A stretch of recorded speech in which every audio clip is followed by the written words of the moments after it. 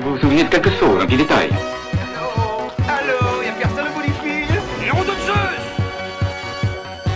Qu'est-ce que tu vas faire maintenant, connard? Tu commences à me braver sur les coups. Si tu me vois comme... tu peux être sûr que tu repars avec la bite dans un tableau. Bonjour, aujourd'hui mes petits adeptes de films bizarres et incongrus, je vais vous parler de Terreur extraterrestre. Un film qui a beaucoup été exploité en cassette vidéo et qui est quand même passé autrefois sur...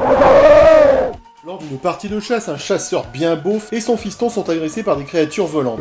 Ils vont mourir. Puis c'est au tour de 4 jeunes gens fornicateurs partis camper au bord d'un lac. Tiens, comme par hasard, les jeunes des débuts des années 80 aiment bien aller camper au bord des lacs isolés. Bref, ils se font agresser comme des cons à leur tour par des petits monstres volants. Alors que 2 d'entre eux échappent miraculeusement à la mort, parce que le scénario était écrit comme ça, ils se réfugient dans un bar isolé fréquenté en grande partie par des... devinez, des chasseurs. Et oh, faut suivre là, hein. Et c'est ironiquement que ces mêmes chasseurs alcoolisés vont devenir la proie d'un visiteur de l'espace adepte de la chasse à l'homme. Putain, ça va être chiant. Mais un vieux chasseur solitaire nommé Taylor décide d'intervenir.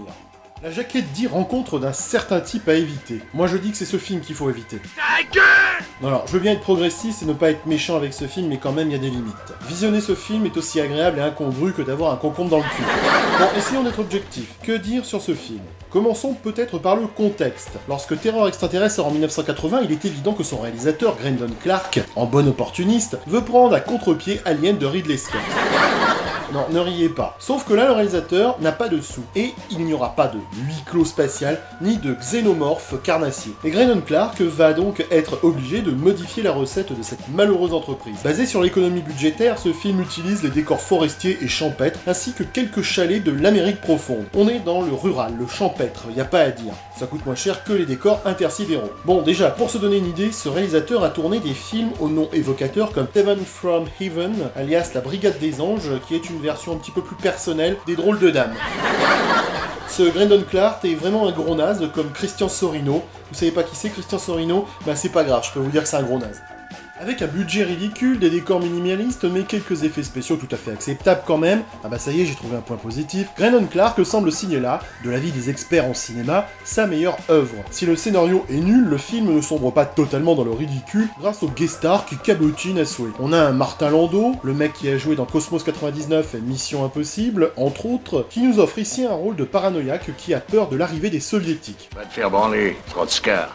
Bon, il cabotine un peu trop, et au final, il vous fera rire de nervosité, ou vous exaspérera profondément. Moi, j'ai pété un câble au bout de 10 minutes, mais en professionnel, j'ai continué le visionnage de ce film pour vous, chers abonnés, allez bisous. Face à lui, il y a Jack Palance, vous savez, le mec qui interprétait toujours les méchants cow-boys dans les westerns. Là, il nous la joue sobre, et pour une fois, il a un rôle de gentil. Du côté de la jeunesse, les rôles sont insipides, et aussi utiles que la bite d'un pape. Bon, exemple, les 2 pseudo-héros du film arrivent devant une cabane. Bon, vous la voyez là, cette cabane, hein, avec cette pelouse fraîchement tondue de chaque côté. Alors là, la jeune femme demande à son ami « Qu'est-ce que c'est ?»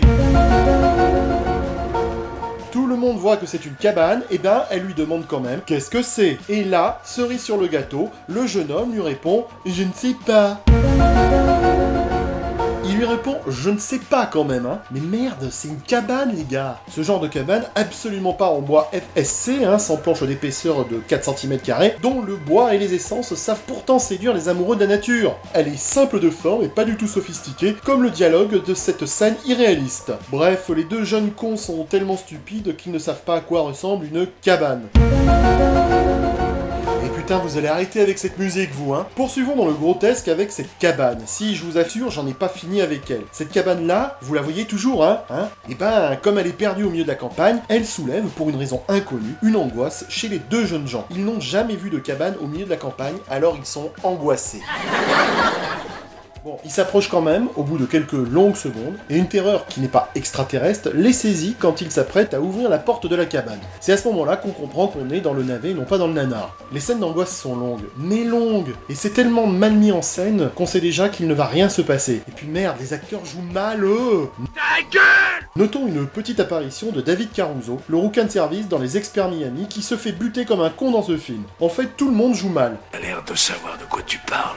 Les villageois, qui se résument à des alcoolos dans un bar pourri, ont du mal à décoller quand on leur dit qu'un extraterrestre massacre les gens près du lac. Ils restent là sans réaction, et ça dure des plombes. Entre le moment où l'un des jeunes dit qu'il faut appeler la police, car il y a plein de cadavres dans une cabane, et le moment où la tenancière du bar appelle les autorités, 15 minutes de film se sont passées, j'ai calculé, je vous jure. Et la tenancière semble ne pas savoir si elle a un téléphone, tellement elle hésite. Et là je me suis dit, bon sang, c'est vraiment la patronne ici ou elle est embauchée en intérim?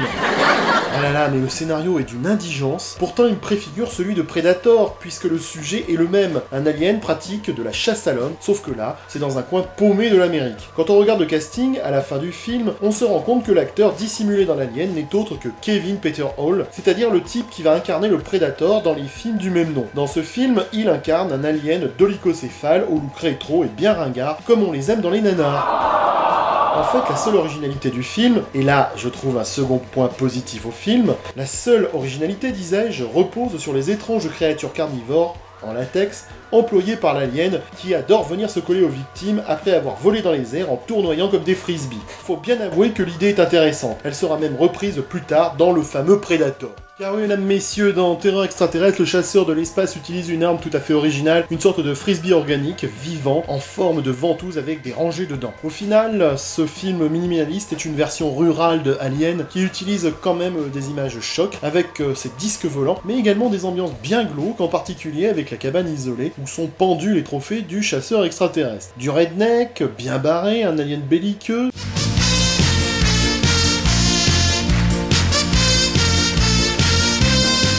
Terreur extraterrestre, et je vais me répéter, parce que j'ai trop envie de relancer le jingle. Oui, Terreur extraterrestre fit les beaux jours de... Le massacre est total avec la jaquette qui brise totalement le plaisir de la découverte de la sale bestiole, puisqu'on la voit. Mais qui est le responsable de la communication? Que dire pour conclure? Bah c'est quand même un film qui arrive à faire illusion, hein, pendant 90 minutes. Si le scénario est indigent, et l'interprétation des acteurs trop cabotine, Terreur extraterrestre ne peut pas prétendre au titre de nanar. C'est plutôt une série B désargentée qui peut faire plaisir aux fans du cinéma bis, c'est vraiment super, mais qui risque d'agacer les autres spectateurs qui, légitimement, peuvent prétendre avoir perdu 90 minutes de leur vie, et qui, à juste titre, pourraient traiter Grandon Clark de suceur de rectum. Si, ça, ils seraient dans leur droit. Personnellement, mais ce n'est que mon avis, et c'est souvent de la merde, ce film est à voir pour son fun et sa nostalgie de ce début des années 80. Allez, bon courage. Moi, je vais aller prendre un cachet parce que j'ai mal à la tête. Philippe, je sais où tu te caches. Viens ici que je te bute, enculé. Ta gueule. Viens ici, sale enculé. Salaud.